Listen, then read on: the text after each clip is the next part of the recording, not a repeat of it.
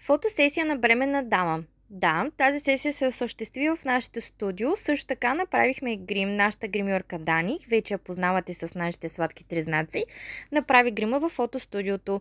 Тук може да разгледате колко много гримове има и ги носи наживо с нас, или вие отивате в нейното студио, за да може тя да ви гримира. Грима е строго индивидуален, защото грима за фотосесия е доста по-различен и доста по-плътен, отколкото този за различни събития. Тук може да видите колко красив изглежда той. Разбира се, без хубава прическа няма и съвършен грим.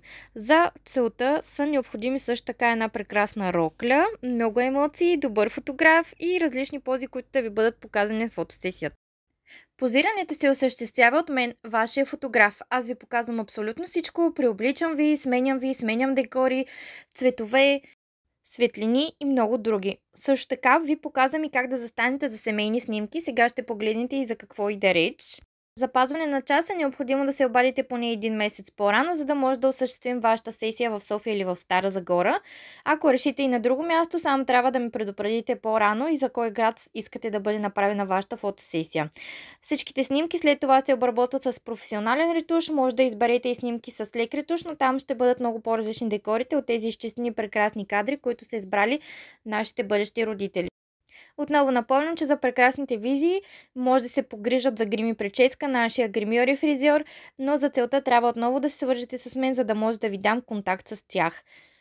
Много често ме питате кога е най-подходящия период за снимане на вашата бременност, около 6 до средата на 8 месец.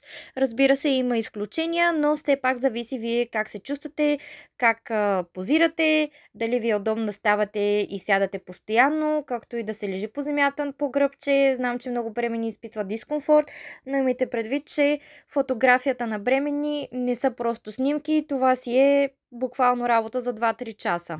Буквално една фотосесия може да отнеме цял работен ден, затова останете на линия, за да разберете повече относно нашите фотосесии, как и къде се провеждат и да запазите час. През месец март и април имаме намаление на 50% на основните пакети първи, втори и четвърти.